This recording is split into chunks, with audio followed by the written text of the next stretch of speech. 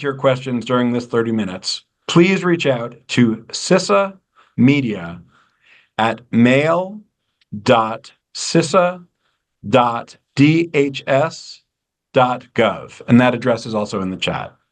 Now let's go to Director Easterly for brief opening remarks. Director. Thanks so much. And good morning, everybody. I really appreciate you all spending time with us this morning. As Ron said, I'm Jen Easterly, Director of CISA. We play two key roles for America. We serve as America's Cyber Defense Agency and as the National Coordinator for Critical Infrastructure Security and Resilience.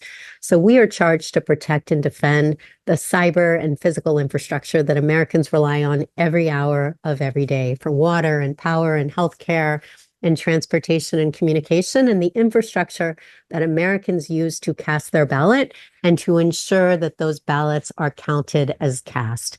In the aftermath of Russian attempts to interfere and influence our presidential election in 2016, election infrastructure for the first time was designated as critical infrastructure, and CISA designated as the lead federal government agency for election infrastructure security, meaning that we work to provide support to those state and local election officials who are on the front lines of running and managing and defending our election infrastructure. Now, over the past 3+ years, I have spent an enormous amount of my time traveling the country, working with state and local election officials to ensure that they have the support that's been needed to reduce risk to their election infrastructure.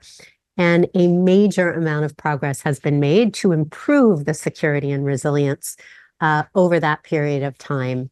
I can say with full confidence that election infrastructure has never been more secure.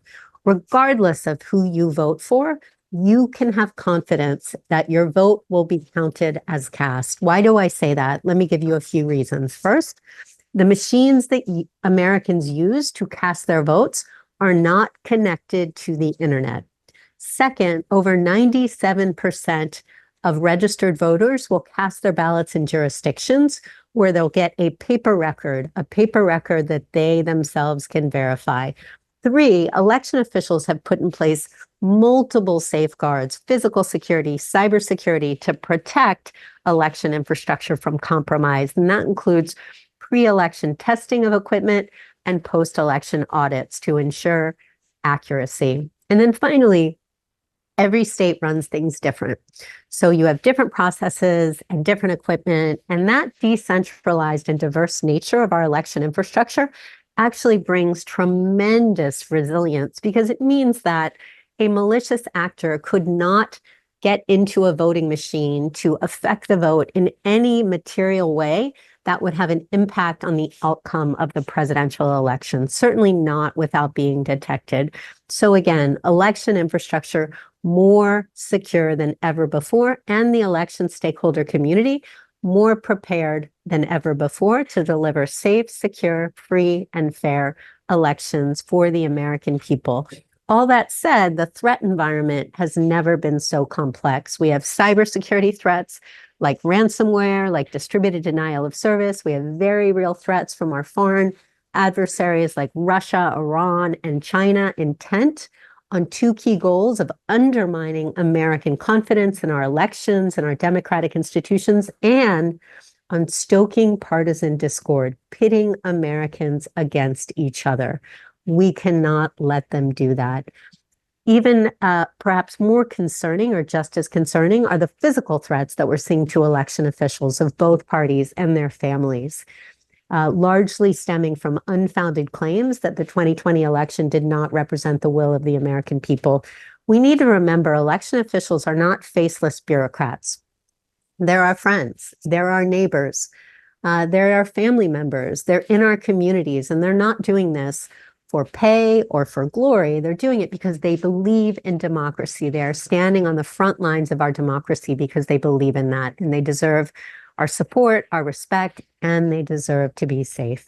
It's one of the reasons why we are so proud to stand shoulder to shoulder with election officials across the nation, providing more resources in more jurisdictions than ever before, all of which are on our Protect 2024 website. And that includes hundreds of physical security assessments, hundreds of cybersecurity assessments, hundreds of trainings, hundreds of exercises provided to tens of thousands of election officials to ensure they have what they need to be prepared to run safe and secure, free and fair elections. All that said, we need to recognize there will be things that go wrong. In any event, that includes hundreds of thousands of election workers, tens of thousands of polling places, and probably 150 million Americans voting. Things will happen. Somebody will forget the key to a polling place, so it might open late. A storm may take out power to a polling place. There could be a ransomware attack. But the good news is these incidents, while disruptive, will not prevent the ability for Americans to cast their ballot or for those ballots to be counted as cast. However, our foreign adversaries will definitely try to make it seem like they will. Again, we cannot let them. The other good news is that election officials have been preparing for these elections for years. They've been training, they've been exercising, they have contingency plans in place for all manner of disruption, and they are ready to meet the moment for democracy on the 5th of November. Finally, as we know, there is a lot of information out there, and Americans are going to hear a lot of different things from a lot of different people. At the end of the day, to cut through the signal, cut through the noise and get to the signal, the trusted signal when it comes to elections are state and local election officials. They are the experts. And if anybody out there is skeptical about the security and integrity of our elections, I would say talk to your state and local election officials, have them explain to you how they protect your vote to ensure that every vote is counted as cast.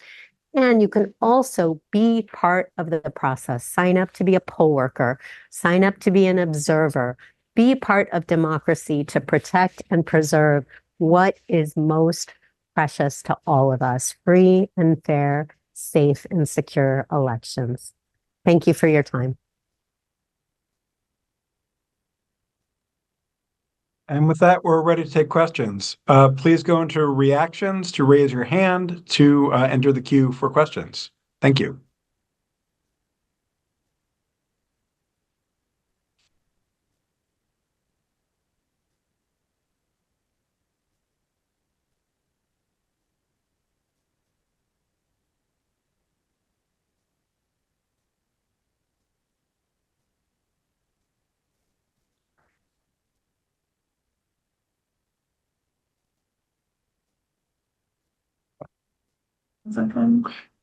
Sure. Again, if you'd like to ask a question, please use the reaction button at the bottom of your screen to raise your hand, and you'll enter the queue. Once you do that, we'll call on you and invite you to unmute your computer, and you will have to unmute the computer yourself. And you can be on camera or not on camera. It's up to you. Are there any questions? Okay. Well, if there aren't, Director Easterly, do you have any closing remarks you'd like to make?